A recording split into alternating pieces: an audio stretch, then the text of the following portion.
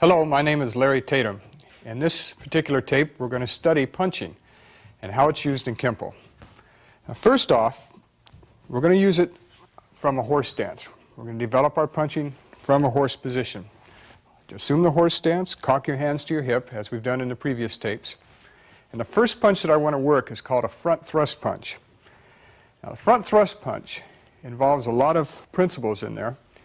And that as we go to punch, and when we refer to punching, we're referring to the two forward knuckles. So now as we punch, we're going to bring the arm out until the elbow reaches the end of the rib cage. At that point, I want you to begin to torque it, turn the punch until it's locked into position.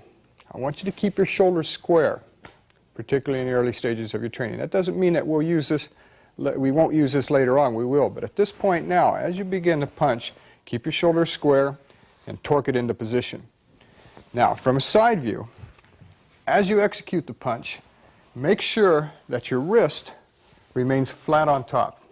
If you connect on a target with your wrist like this, it's going to break. Obviously, same thing, if it's bent this direction, you're going to break it this way. So make sure that that wrist is flat on top when you connect. Now, the power from this punch in the arm alone comes from the torque. Now, what happens when you twist that arm? People say, well, it's the torque gives it the power. Well, it's not entirely true. What happens is the torque suddenly accelerates the arm. And the faster that you go with a strike or punch, block, kick, whatever, the harder it's going to hit, the more power that's going to be generated. So as you begin to bring it out, just as your elbow gets to the end of the rib cage, at that point, emphasize the torque right there, and that'll accelerate the punch. When you're practicing, I want you to punch to the center of your body, that center line. We'll draw a little triangle out and we'll punch to that line. Again, it's called a front thrust punch.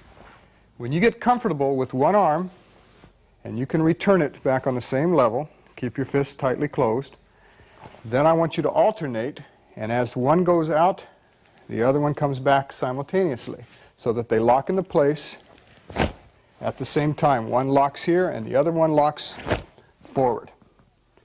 All right, now, in fashioning your hand to create the punch, open your hand straight up, palm out, bend your fingers down, and twist the skin. Actually grab yourself inside so that it's tightly closed. Wrap your thumb on top and around in this position. Now, some people like to stick that index finger out and do it this way. Some even like to do it with two fingers out this way. But at this stage, I want you to do it as the way I asked you to fashion it. Okay, now, I want you to look at your punch as a weapon. Okay, usually when we hear the word punch, for some reason it sounds like a more humane way of striking. But a strike is a strike, no matter if it's a punch or if it's an elbow at the edge of your hand. How much power and how much speed that you give to the strike depends upon the situation. And we're going to learn more about power as we go along. Now, if we take it from a neutral position, and you watch it from a side view, you're going to start with your hand. Some people like to start all the way down on the hip. Some people like to start up here. Okay, I prefer just comfortable at the waist. But as you begin to turn, and when your elbow gets at the end of the rib cage from a neutral position, I want you to use your forward bow. Because now, we're not just adding power of the arm, but we're adding marriage of gravity, shifting that weight, and as we strike and hit, he's not getting hit just with the arm, but he's getting hit with the entire focus of the body. And you notice that I finished my torque and I finished my pivot in my stance at the same time.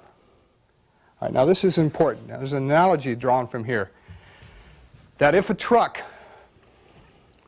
slammed on his brakes prior to hitting a brick wall, and just as the brakes caught and the bumper just hit the brick wall, and it only hit it went inside the wall an inch. What hit the wall? Did the truck hit the wall or did the bumper hit the wall? Well, most people would say, well, the bumper hit the wall. But it was the entire truck that hit. All right, now that's important because when you hit somebody and you put on the brakes, I don't just want the arm hitting a target, but as the brakes are put on, I want the entire truck, or in this case, yourself, to connect with that target. And that's what we call body focus. Now that front thrust punch should be practiced from a horse stance, from a neutral to a forward bow. It should be practiced with thrusting, and a thrust indicates that you're locking the arm out into position. A snapping punch, what happens when you snap is that as you reach the point of impact, you pull it back. And you pull it back faster than it went out. So a snapping punch would look more like this. It comes back a little faster than it went out. I want you to practice both. If you look at it from another angle, when I snap this punch here, it goes in, pop, and then right back out again. All right, good. Now, when we change punches, it's usually the situation that forces us to change the punch. All right, now for instance, Rick, can I use your help here? Could you go down to horse, please, for me? Now if you start from a neutral position and you watch my punch, if Rick is this far from my fist, then obviously I'm going to reach almost full extension by the time I hit Rick. Okay? Now if I'm closer to Rick, quite obviously, I don't want to do this because now I'm actually retarding the power of the punch. So what would happen is that I would get about a quarter turn in the fist. Well, that's fine because what's important is it's not that you torque the fist completely over to get maximum power, because you can break bricks, boards if you want to get involved in that, and you don't have to make a full twist to do it. The important thing is that the punch is synchronized with the weight of your body, or what we call body fusion. That's when the fist and the body are united together and it's entire body focus, whether it be a complete torque or whether it be just a quarter turn. All right? Now, if Rick had his guard up and we were freestyling, sparring back and forth, one target is so far back out of range that I'm going to need a full torque to reach it. Another target is close enough where a quarter turn will be perfect. And yet, another target, and I include the defense that he's putting up as a target, is close enough where you would strike and you wouldn't even get a quarter turn, but you would have an inverted fist, if you could switch your stance. Now, if I choose, if I'm still out of range, then this is where I can go beyond where my shoulders go square, as I taught you earlier. And from that point, then I can drop in and use an inverted punch. And all that is a little bit of torque, just a little further, to get me to reach into the target. So we're finding out now, some people have the misconception that full power is generated at full extension. That's not the case. What gives you full power is if you can keep your body united with that weapon, and you keep your momentum going in that direction. All right, now, if you could switch your stance again. Punching is fine. It's a great way of striking. It's probably the most common way. Depending upon how a person was raised, how their environment was, dictates what type of weapons people choose and pick. People like to clasp their fists together because psychologically it has a way of building up your own energy. You feel strong because you're grabbing something. All that power is being pushed into your fist, and that's what you want to strike with. Okay? The more adapt, get more experience, and realize, well, there's other ways of striking without closing your fist. That's fine, but generally that's what we're going to start with on this tape here, is working on this punch. Now, punches can be in a straight line, which is fine, and that is the shortest distance between 2 points. But that doesn't always mean that you're going to be able to hit that target with a straight line. When we punch not only the targets furthest from us, but as I said earlier, we'll pick a target that may be close to us, such as his fist or so forth. And as I punch into it, pop, my idea is to punch his defense down. And from that point, if I choose to go on and pick another target, I can shuffle in, as we've learned earlier, and strike. I can cross in and strike from here. All right, but you notice now, as I'm changing my punching, it's no longer torquing all the way over. Well, in a punch, you want to strike with your 2 knuckles. That's the hardest part of the fist at this point. If I use a complete torque in a front thrust, and I go higher than my own shoulder, what's going to hit first are going to be my knuckles. And I'll probably break them and bruise them up. It doesn't mean it won't hurt him, but it's going to hurt me as well. So what I want to do, if I have to go higher than my own shoulder and still connect with my knuckles, is I then only turn halfway, into what's called a vertical fist. And that assures that I'm going to hit with those two knuckles. All right. Now, another interesting concept, especially in sparring, and I'm going to mention that now because we are going to have a tape on that. But if I go to strike Rick into the ribs, and I torque that punch all the way over, and he blocks it before I get there, it stays blocked. If Rick blocks and I use a diagonal punch, no matter if he blocks it, I can still bend from the elbow and still get up into my target. All right, so knowing your choice of punches, it's very important. It's extremely important. Now, Rick, if you'd come over here, please. Just go down to horse for me. Now, as we strike in a punch, like I said, right in the beginning, you're learning how to use them in a linear or straight line situation. But as we go along, I want you to learn how to circle the punches as well. This punch is a vertical punch, but now it's a hooking or a roundhouse punch, depending if you go straight out and then hook it this way, or if you come in from the outside in. It's still considered a punch in the Kenpo system if you're using these knuckles in that fashion. All right. Now, if you could switch your stance. Like I said, if my rear hand can't reach, but my front hand is almost there, I may purposely want to shuffle in and hook or roundhouse, and just as I reach the apex of that circle, my left hand now becomes a vertical punch at this point, because I want those two knuckles to hit. Okay? As I step back and don't want something to chase me, then I can use what's considered a downward punch and go right to the bicep. Again, I'm showing you targets most people don't think about. They always think of this area. But now we're picking and choosing targets in a different way. That's also important. Let's take a situation where I'm on my knees down at the beach. And Rick comes up, switch your stance, Rick, and shoots a kick. Now, I can parry it, block it, and I can punch it this way. If you watch that a little slower, as the kick came up, so now I used a vertical punch here. Now if I want to cross myself, I can step drag, even from a kneel position, and we learned to step drag in the other tape. I can step up, go to a rib at this point. Now, a straight line won't reach, but this hook type of punch will. Now, this is just to give you a variety of ideas. Thank you, Rick. Now, practice your punches from a horse stance, a full torque, halfway, diagonal, and just to your elbow. It doesn't turn at all. Practice it full, and then a complete inverted, and then back. Practice them snapping, practice them thrusting.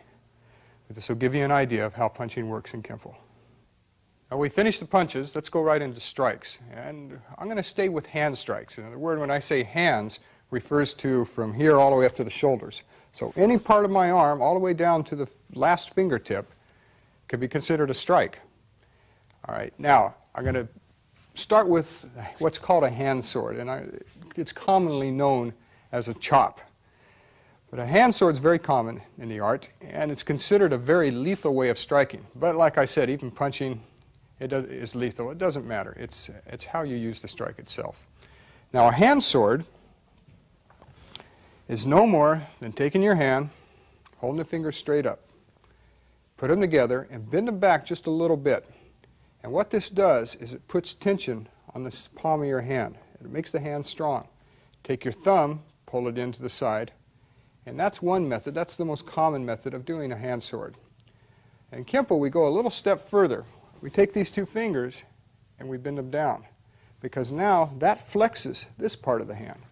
It's like flexing your muscle. You're going to flex all of the muscles in your fingers, all of the muscles in your hand.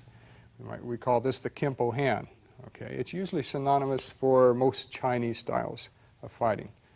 It's a kind of an all-purpose hand sword, and I'll show you later how the fingers, the thumb, and so forth can also be used as weapons. But we're considering now the edge of the hand. It's called a hand sword because there was a period of time when teachers back in ancient times, Okinawa, China, and so forth, they didn't have guns. And warlords would confiscate their weapons, their farm tools, so nothing could be used against them. So they would fashion their hand by pounding bricks, boards, straw wrapped in rope, and so forth, until they developed strong calluses on the edges of their hands. They were strong enough that they could hit full force without hurting their hand. All right, now this is not necessary for today because, well, most of your attackers on the streets today don't wear bamboo armor, and you don't have to break through it. But when they do, then I'll start teaching my students how to condition their hands to go through bamboo armor. But for our needs, we're just going to keep it as such. All right, now, you've got a bone here that runs straight down part of your hand. You don't want to hit with that. You want to strike so that the meat of your hand rolls over to give that bone some cushion, some protection. So we're going to start an inward hand sword. Cock it up to your ear, like so. Fingers are flexed, so the hand is flexed. It's like an inward block as it comes across. All right? But I don't want you to go all the way over facing the other shoulder. I want you to stop right at the center line. And you're chopping with this part of your hand, right in here. As you practice it, synchronize and drop your weight so that you have marriage of gravity at this point. That's an inward hand sword. Now, like the inward block that comes from the hip, which is called a thrusting inward, you can also thrust your hand sword from the hip. So practice them both ways, from this position as well as from this position. All right, now that's the inward hand sword. I'm going to go right into the next one, which is called an outward hand sword, because I'm going to use them together as Rick helps me demonstrate this. Now the outward hand sword, I want you to cock your right hand across from your left ear, fingers are flexed, and move it out to the center of your body. And that's an outward, because basically if we kept going, it would be considered an outward motion. Drop your weight, synchronize yourself as you do this strike. All right, so we have an inward hand sword and an outward hand sword. Now if you look at it from another position, from a left neutral bow, I cock it up to my ear, and as I practice it, I can use my forward bow to accentuate that and to help me drop and possibly reach my target. Now when I strike, I don't lock my elbow out, because if you hit something with a locked elbow, you're going to break your own elbow. It acts as a fulcrum against it. The elbow works against itself. So what you want is to make contact with a slight bend in your elbow. That way you're going to protect yourself. And let me tell you something about striking. Hitting somebody completely with a straight out arm is fine, but it doesn't hit with the same impact as hitting somebody with a bent arm. Remember that. But use your neutral bow into, suddenly you drop in, pop, to your forward bow. Use it the same way with an outward hand sword. It'll help you a little bit. You can use it from a neutral. You can practice it that way. You can practice it from a cat stance. Okay? You can cross over with the hand sword in either direction. All right. As I showed, you can use many stance maneuvers with it. Also, you can use a reverse bow. You can start from a neutral and go to a reverse bow and strike with an outward hand sword. Okay? You can step through, practice stepping through and hitting with an inward hand sword. Practice stepping back and using an outward hand sword, using it this way. Okay? All right, now this gives you some ideas. You can take any of the foot maneuvers. I don't have to go through all of them, but you can take any of them and practice a hand sword or any strike, any punch with it. All right, that's universal. All right, now, with the help of Rick, I'm going to give you some little more examples how the hand swords can be used. Rick, would you come over here, please? Just face me in a horse. Now, Rick's going to be an ideal help here. He's going to set in a position so that you can see what we're talking about. Now, this would be considered an inward hand sword. This would be considered an outward hand sword. It just so happens that the target stops it from going out. Okay? But now, when I said don't strike with your elbow totally locked, not only can you hurt yourself with it, but you lose recovery time. And what I mean by recovery time is that if I strike Rick here and my elbow is bent, I can quickly bring it over to the other side without losing a beat. All right, that's important. When my arm is straight, I have to unbend it to get moving again. Now we have hand swords that are the palm are facing Rick here, the outward, the back of the hand's facing. Now that doesn't mean to say that this is the only side of the sword. This is a two-edged sword. So that if I move from here, I can invert that hand sword From here, come back, back to the groin, shoot up to the throat, and then I can reverse it and back to this side. Now that gives you an idea. So if we count them, we have 1, 2, 3, 4, and 5 at that point. Now this gives you an idea of how they can be used. If his guard is up, hand swords are good, like punches, in that they can strike to knock the guard out of position. And if you don't want to punch from this angle, you can shuffle in, step drag in, and what? And hand sword from this position. Okay, now ideally hand swords fit around the neck, underneath the neck, across the bridge of the nose. There's many ways that we're going to learn when we get into the tape where we do self-defense techniques. But this gives you an idea. Good. Thank you, Rick. Now, according to written history and tradition, is that the Chinese were the ones that came upon and discovered the original 8 angles of attack. And all that is like I said in one of the earlier tapes, is that you picture a circle in front of you. You have 12, 6, 9 and 3, 2 and 8, 10 and 4 o'clock.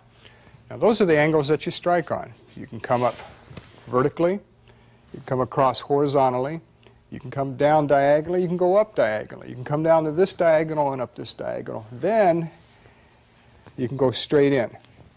All right, now since you're using 2 hands, you have 9 on each one, not just 8, because you have that center line that goes through. But since you're using 2 hands, 2 times 9 is 18, so it was called originally the 18-hand striking angles. We still use that today because basically those are the angles that we work on. It doesn't mean that each angle can't be separated into degrees, but this is the most balanced angle of strikes that we can work on. All right, now keep that in mind because I'm going to keep referring to that later on throughout the tapes. Now as I go on from the hand sword, I'd like to go into the elbows, and then I'll come back up to the forearms. Now the elbow strike is the strongest weapon that you have with your hands. Later on you'll find out the strongest weapon in your entire body is the knee. That's the king of strength. Right? But with as far as your hands go, the elbow is the strongest. It's one of the shortest weapons, so it has to be used at the right time, generally in close fighting. Although, as we'll find out, that an elbow strike can be used to block with as well, and if the opponent is coming in, it can be used to block kicks and this type of thing. But in most cases, on an offensive situation, you have to be pretty close to use it. All right, so we're finding out that every movement has a consequence. It's powerful, but you've got to get in close to use it. All right. Now, I want you to learn these elbow strikes, and I'm going to pick the ones at this stage that I think you should practice. We'll start from a horse again. I want you to bring your right hand up as if you're going to do an uppercut punch. Just as your elbow reaches the end of your rib cage, start torquing the fist towards you, so the palm will be facing your right cheek as the elbow comes straight up. It's no more than bringing it up and torquing it up. And it has its own little bit of torque. That helps it and gain some power in there as well. Watch again. You come up, torque it, and back. So it's one motion like this. It's called an upward elbow.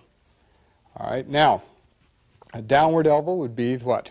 Basically the reverse of that. That's all. Upward, downward. Then if we keep going on the circle, we have what's called an inward overhead elbow. You remember that center line I was talking about earlier when we used the upward block? Well, here we're going to use that center line again. This is called an inward overhead elbow. Then we have an outward overhead elbow. All right? We have an inward elbow. It's inward horizontal. Now, from any one of these strikes, we always have a back elbow strike. Now, I want you to watch some of these moves that I'm doing. From a right neutral bow, we have an upward elbow, downward elbow, an inward overhead elbow, an outward overhead elbow, an inward elbow, horizontal, an outward elbow, and what? A back elbow. And those are the ones I want you to start learning at this tape at this time. Okay, now, with the help of Rick, I'm going to demonstrate just a little bit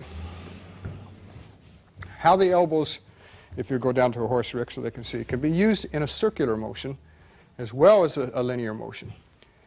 Remember I said earlier, you have to get in close enough for this elbow to work. So we can shuffle. Catch Rick here. What's this called? An upward elbow. Now my downward elbow works immediately from there. And you notice that when I worked on Rick at this point, all I did was move about 6-7 inches down, used a little bit of marriage of gravity, and that brought Rick down and worked on his height zone. That's a new term. We're going to learn about it later, but remember it.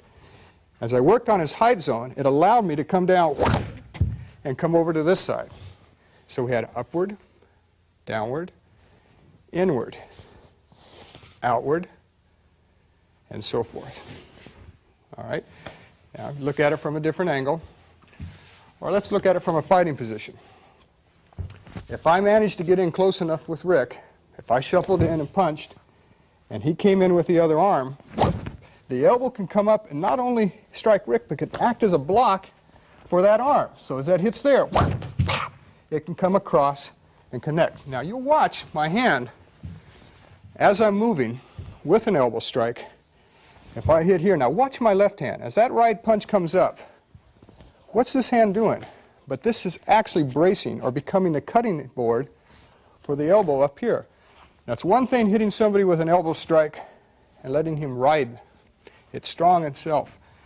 But if you back it up with the heel of your hand, the opposite hand, then all the energy is centered directly into his head. That's called a sandwiching elbow. You look at it in the air, it's no more than this. All right, so like I said, if you go down to a horse, is that we can work an upward, down, and then right from that downward into the sandwich. No sooner I get off the sandwich here, but I'm right back with an outward elbow. Now, earlier we were also speaking about, in the other tapes, about blocks and how we use upper and lower case type of motion. If Rick fakes a punch, but then at the last moment dives to tackle me, okay, the lower case of my inward block becomes an elbow strike. Okay?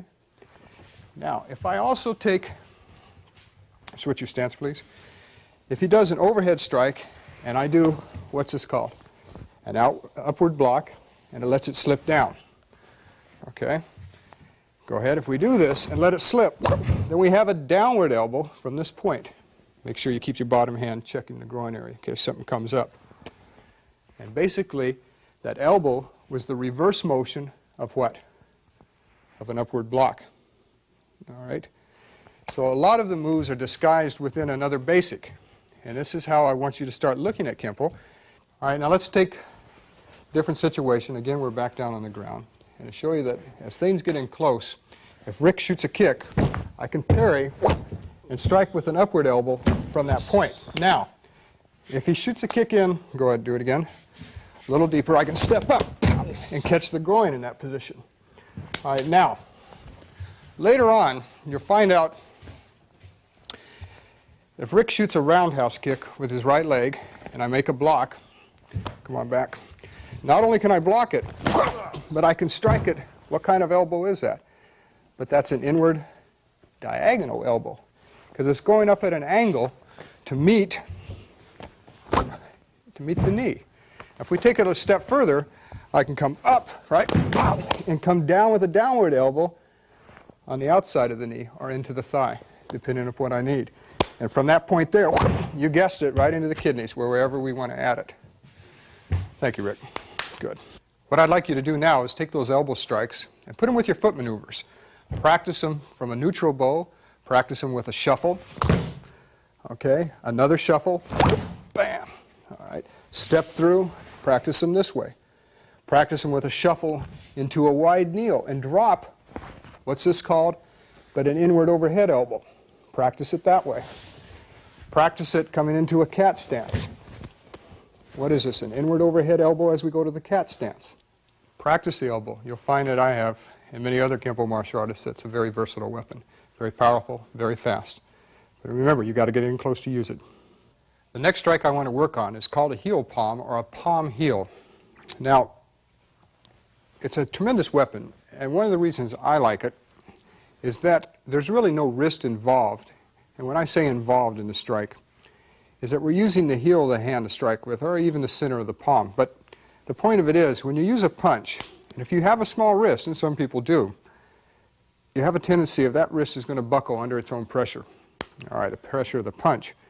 If you use the heel palm to strike with, there is no wrist to bend. It's like the blunt end of a stick of a hard instrument. Now, there's a number of ways that it could be used.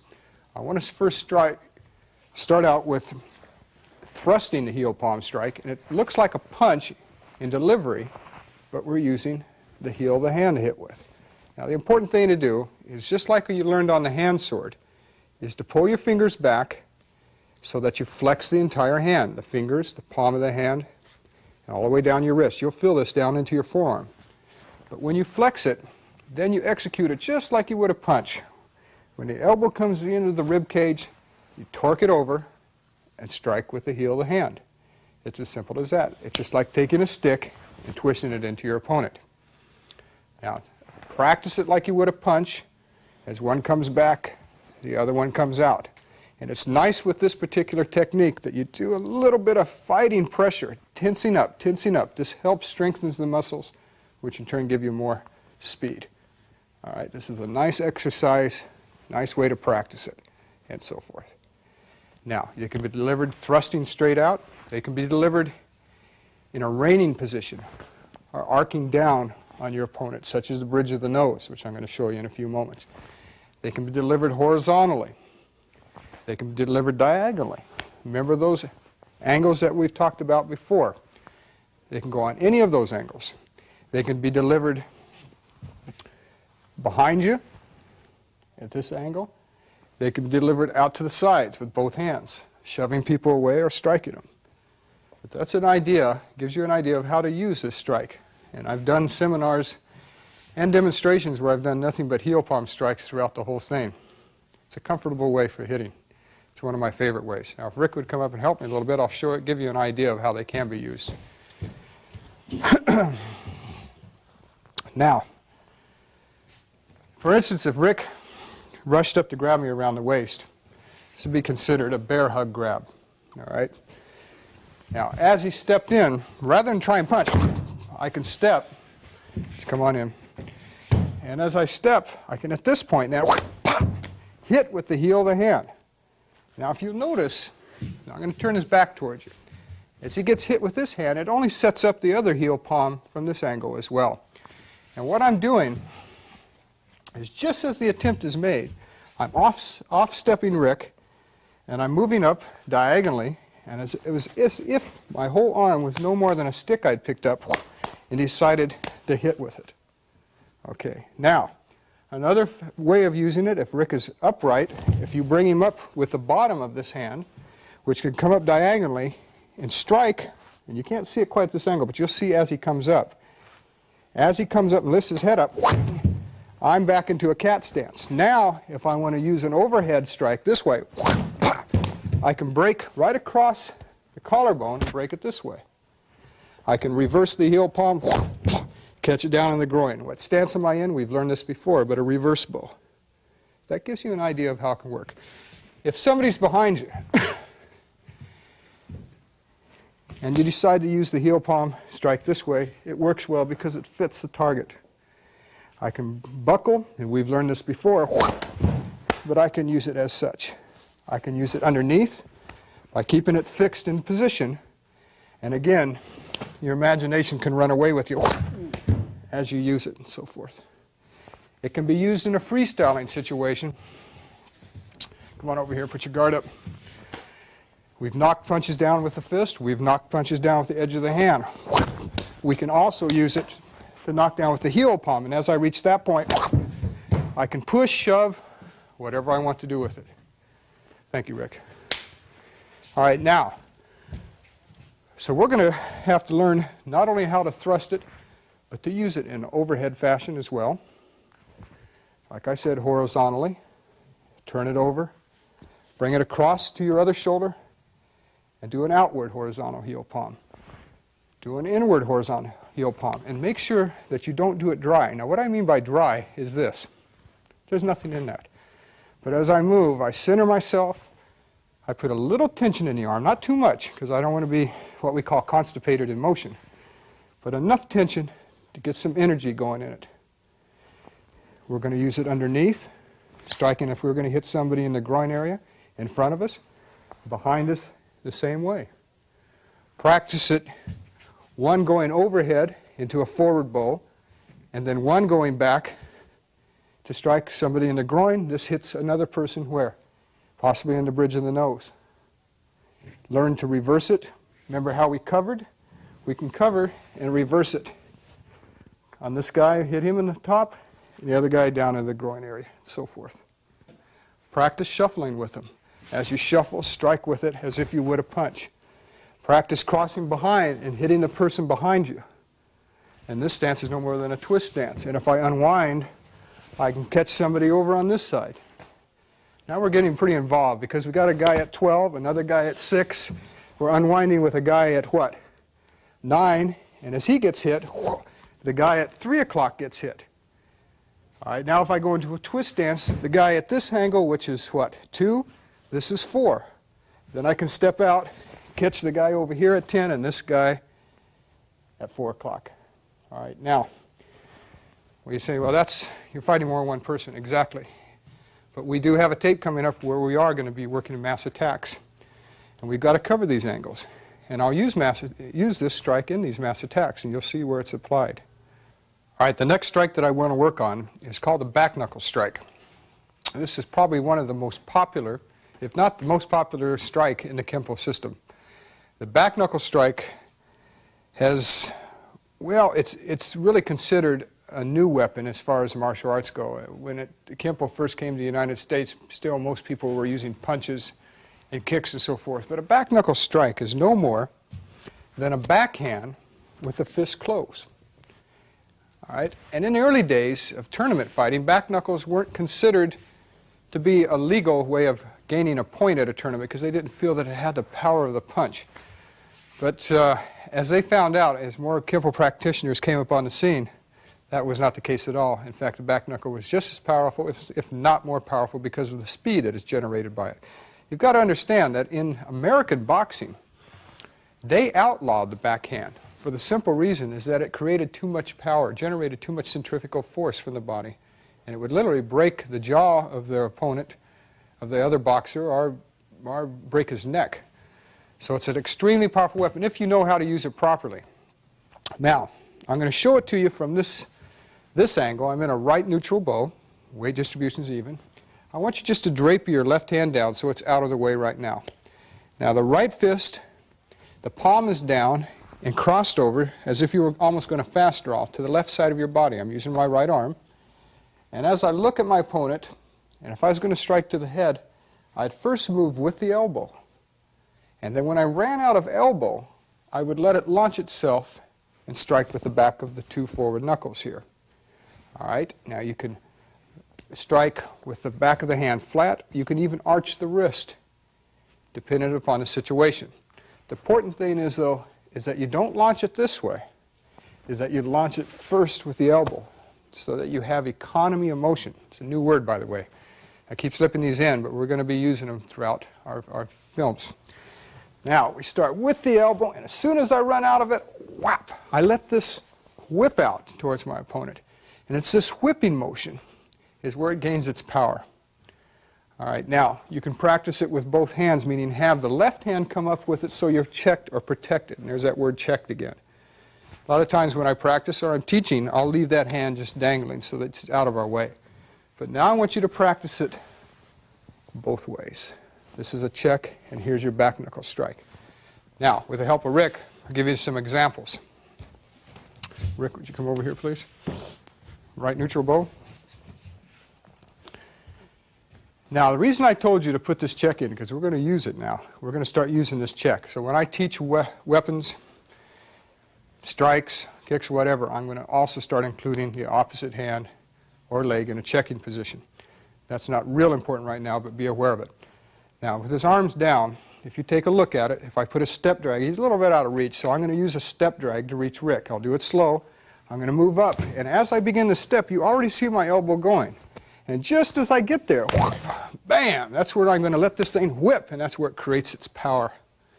And also, as I get there, I center my body, I isolate my body, and so I almost grip the ground. I solidify my base, so as I solidify it, it has a way of launching or centrifugal force or whipping it. You might say if you take a whip and you hold the handle, and as you launch the whip out, suddenly before the end hits, you pull back. That's where the snap is created. And the noise you hear is the end of the whip breaking the sound barrier. Well, they're basically the same thing. You want to look at your body as a handle. And just before you hit, or you pull back just a little bit, or center just a little bit, whap, and it gives a tendency of putting a whip on the end of it. Now, if his guard is up, I can go through the guard, whap, break it this way, right? I can break down the guard, go into a punch or whatever I want to do. Or as I broke that guard down, I can break it down and go right up to the back knuckle and back again. Or, remember the checking hand? I can check the arm down as I move. Now, it's very versatile. I'm using it up at a diagonal. Remember that angle? The diagonal line at this point. If I go up and he blocks my back knuckle, then I just go down the opposite diagonal. Not the opposite, but the one that's underneath, and catch him in the ribs this way. As the hand goes down again, I'm right back up again and back. It's very versatile. It's very deadly. I had a friend, another martial artist, that was carrying his groceries out from a grocery store late at night, and he got attacked by about 3 or 4 guys. He didn't want to drop his groceries. He said, not this time. He said, I couldn't afford it. And he used nothing but a back knuckle strike to ward these guys off. He never did drop his groceries, but he did drop the attackers. All right, good. Thank you, Rick. Now, practice this back knuckle strike with a shuffle in particular. It's not something that you generally want to use with a step through. It can be used, but generally, if you're going to step through with a back knuckle, you use the backhand, because by the time your body comes around, you can whip it out from this position. But I want you to get used to using it first in a shuffling position. As you step, the check comes up to protect you because this thing's going to be launched. So work it in this position, forward, as well as working it in reverse. Switch with it. Reverse it. Come up to a cat stance. And as you come up to a cat stance, let it whip out. Switch your cat stance. Come in. Step back into your neutral. Use it a little more horizontally, as if you were going down to what? Possibly down to his rib cages. Crossover. Use it on a guy behind you and a guy in front at the same time. You can unwind. Use it from a side horse stance. But this will give you an idea of how this should be used. If you work it from a horse stance, you can work it out like this. But what happens from a horse stance, it becomes almost, it's half a punch and half a back knuckle. I'd rather see you learn it at this stage in the game as a whipping motion. Practice it. You can come out with your elbow halfway and use it this way, or you can use it just from that position itself. But how you use it, develop it, and be relaxed. Speed, if people ask me, well, where do you get your speed? One of the key ingredients, not the only ingredient, but one of the key ingredients is to stay relaxed. And from a relaxed state, you can suddenly rise to the given situation. But if you're tense first, it tenses your breathing, it controls your thoughts in the wrong way, and it isolates you, so you can't move. But if you're relaxed and you're calm, you can always tense up to move, and so forth. So practice it in a shuffle from a loose, relaxed state, and then just as you think you're hitting your imaginary target, then tense up, but then relax again and come back. Good. All right, the next basic strike that I want to work on is a specialized strike. It involves the fingers. We call them finger strikes. They're extremely versatile, and they're extremely powerful if used properly. All right, if used improperly, you can hurt your own fingers. That's obvious. But they are a very specialized weapon, and that's to be remembered. And generally, when you speak of striking with your fingers, most people think, well, immediately he's thinking about going to the eyes. Well, that's not entirely true, although it is one of the places that you do go to for this. But it takes training, it takes developing, and the old practitioners used to take their fingers and develop calluses on them and develop the muscle strength by twisting their hands or thrusting their fingers into sand, into buckets of pebbles, and so forth. But it's not necessary, because in Kenpo, we pick soft targets, and we like to go hard, for instance, my knuckles, to a soft target. We generally don't go soft or hard. And likewise with the fingers, we want to go to a target that's a little softer than the finger itself.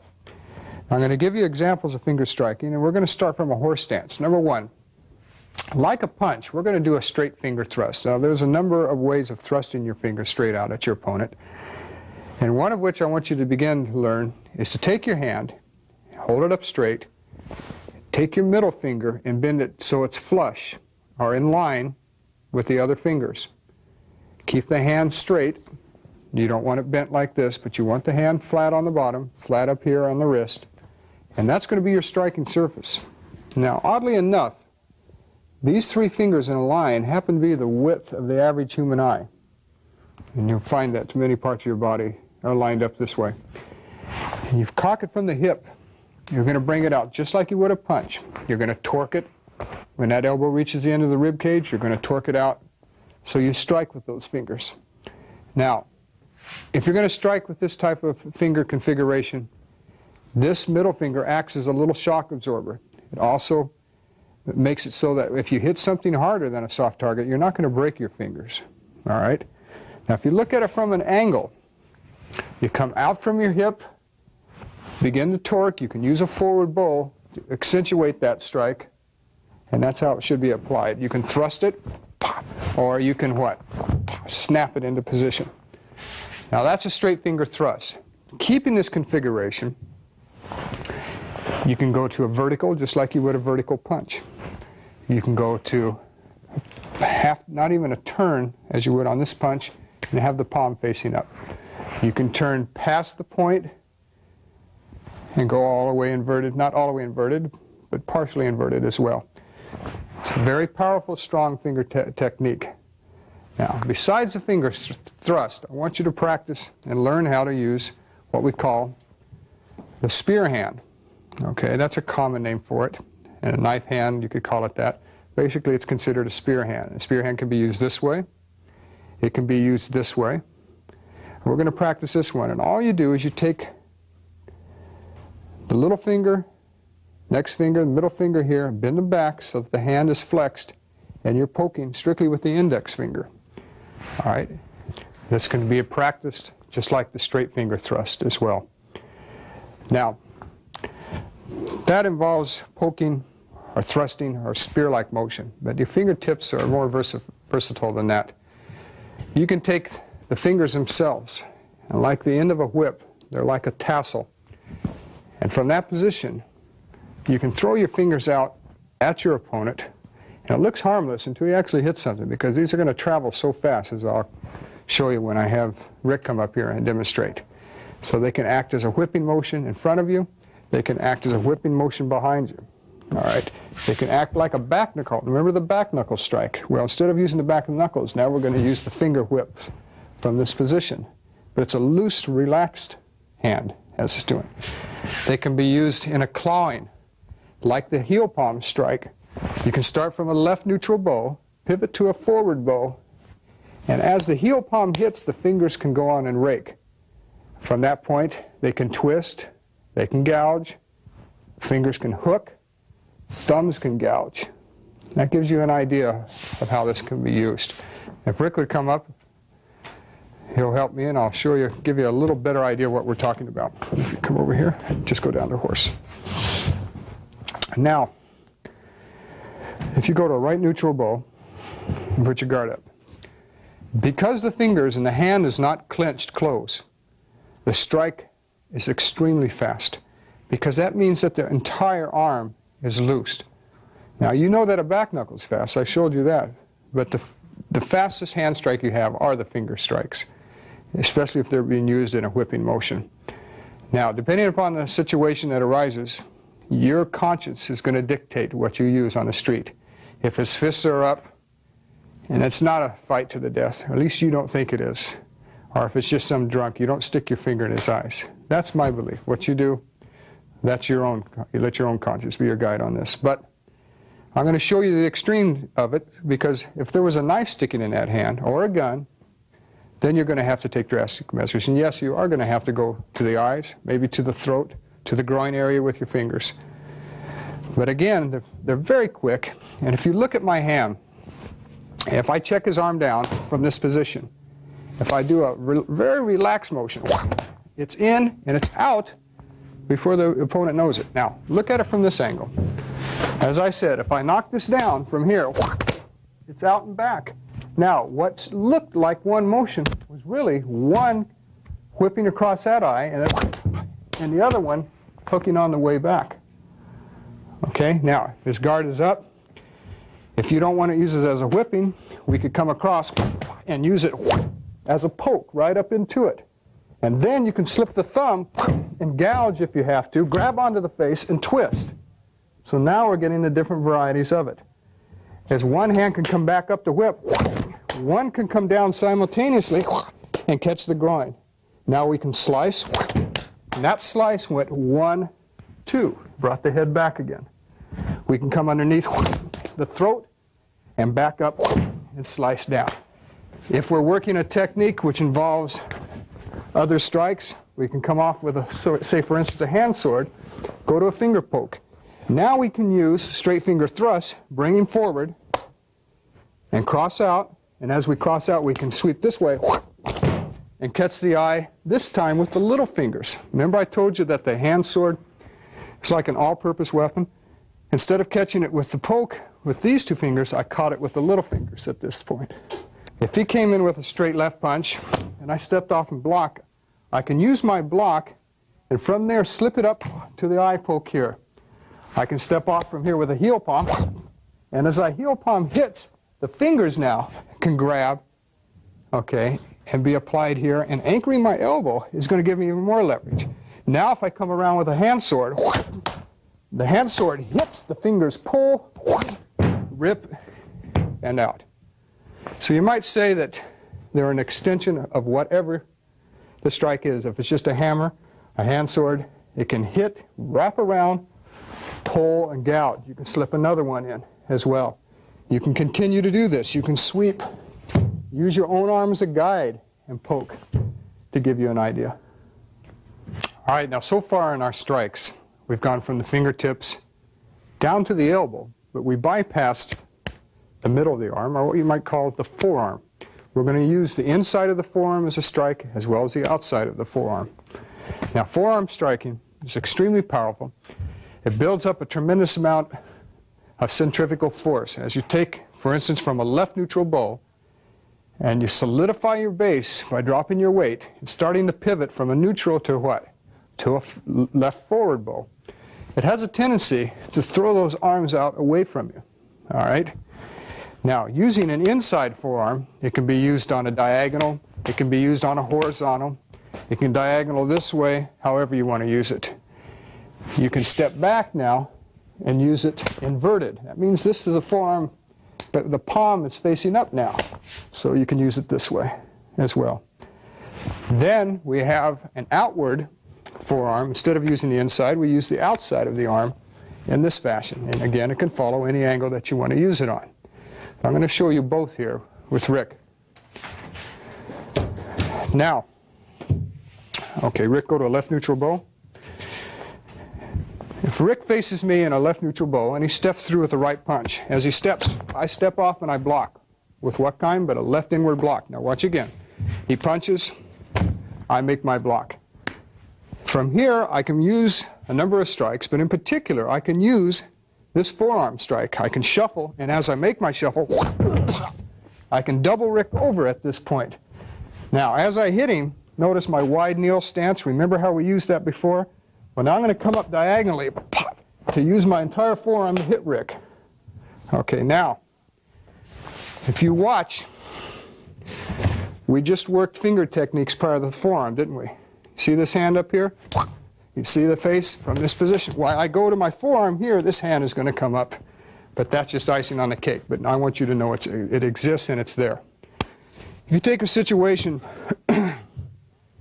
where Rick dives to hit me, grab me around the waist, pop, the heel palm can hit and the forearm can hit at this point as well. Now, let's take a situation where Rick is grabbing my shoulder. It's the easiest one to work with. If I drop back and buckle his leg, I can't really use a forearm from here. It doesn't look like it, does it? But now, if I buckle the inside of Rick's left leg, his head is going to move to the right and drop down.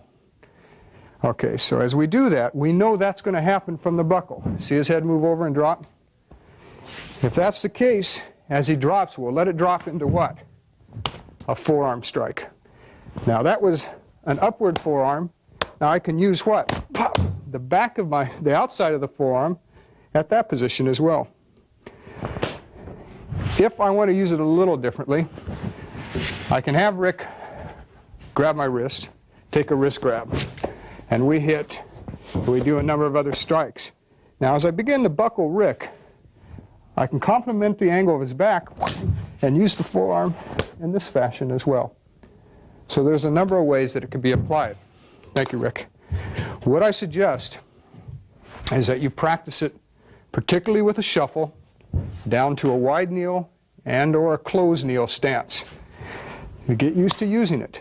Now this is one incident where it looks like the arm is totally straight, but it's not. There is a slight bend left in my elbow, so I don't snap my own arm when I make contact. But practice it from your neutral stances. All right? Step back and use the outside of the arm this way. Make it smooth, come through, practice them in figure eights. So you go from the outside, inside, back to the outside again.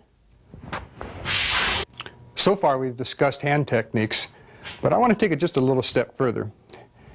And I want to take in, and so that you're conscious of using every part of your body as a weapon. And I want to go to what we call a headbutt. I know it's not part of the hand, but I want you to think about it now, and I'm going to use the shoulder as a weapon as well, because later on in more advanced tapes that we're going to do, we're going to have more advanced striking. But this will lead you into it just a little bit. Now with the help of Rick, I'll explain what I'm talking about and show you at the same time. Now the head, most people think, well, can I strike with the head without injuring myself? Well, yes, providing that you find a soft target. Now remember, we don't go hard to hard. Likewise, you know, we don't want knuckles going right to a hard bony part. Yeah, you'll hurt his chin and you'll break it, but you'll also break your knuckles in the process, unless you've been pounding bricks and boards for the last 6 months. But that's not the point. The point of it is to pick a soft target. And you can use the butt of your head. If you grab, pull him in and hit the bridge of the nose. Come up underneath the eye. Come up underneath the chin. Okay? These areas, here, bridge of the nose, up underneath, even into the throat, okay, and so forth, won't hurt you. All right, but don't go forehead to forehead, because you'll knock him out and you both will be meditating in a horizontal position. Now, bridge of nose, excellent target. If I'm grabbed in what's called a full Nelson attack, and as I'm being grabbed, if I manage to arch my back and suddenly butt with my head at the same time, it's going to have a devastating effect. All right, now, besides using your head, people have been known to use their shoulders, and in Kenpo we do that too. If my hands were trapped for any reason, tied behind me, in my pockets because it was cold, and if he attacked from that position to grab, the shoulder itself can be used. And then from that point, the headbutt can come in as I go to a forward bow could be used. And again, the shoulder can be used as a weapon. Thank you, Rick. It's a little different, but you got to remember, football players use their shoulders. They also use their heads. They have helmets. It's advanced, and like I said, we'll get into more advanced striking with the entire part of the body in later tapes. But just I want you to start to be abreast of what's coming up. I hope you enjoyed this tape. This covers the hand strikes that I want you to learn at this stage. There are more. There are different ways of striking with the hands as well as the fingers, the elbow. Even part of the bicep can be used depending on the situation. Practice it. Remember to practice your hand strikes, not just in stances and stance changes, but practice them in shuffles, all types of foot maneuvers. Get used to using them. And good luck in your training.